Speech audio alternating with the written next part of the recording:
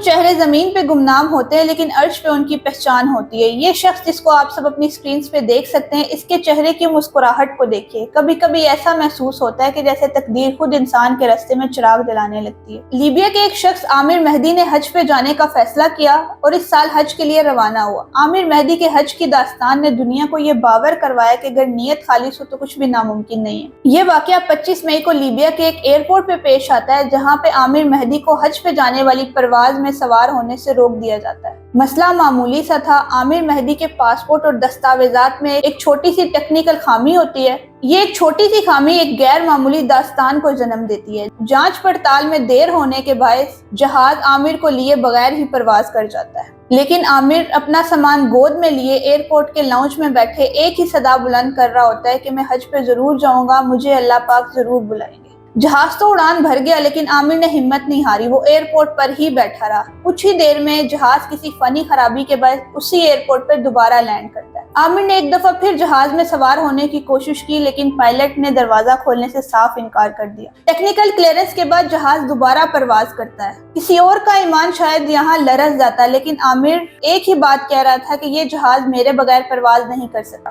اور ایسا ہی ہوا۔ کچھ ہی دیر میں طیاروں کو ایک اور خرابی کی وجہ سے اسی ایئرپورٹ پر لینڈ کرنا پڑا، اور اس بار پائلٹ نے اعلان کیا کہ جہاز عامر مہدی کے بغیر پرواز نہیں کرے گا۔ آخرکار عامر مہدی جہاز میں سوار ہو گیا۔ یہ سفر صرف حج کا نہیں تھا، یہ اللہ تعالیٰ کی طرف سے بلاوا تھا جو آسمانوں نے سنا، زمینوں نے مانا اور فضاؤں نے رستہ چھوڑ دیا۔ بات خلوص کی ہے، نیت اگر سزا بن جائے تو بلاوا عرش سے آتا ہے، اور پھر پرندے تو کیا جہاز بھی پلٹ آتے ہیں۔ عامر مہدی کی داستان صرف ایک فرد کا سفر نہیں بلکہ رب تعالیٰ پر کامل یقین کی ایک زندہ مثال ہے۔ دعا کیجئے کہ ایسا بلاوا ہم سب کے لیے آئے اور راستے اور اسباب کھلتے چلے جائیں۔ آپ کی اس بارے میں کیا رائے ہے؟ کامنٹ سیکشن میں ہمیں ضرور بتائیے گا۔ اللہ حافظ۔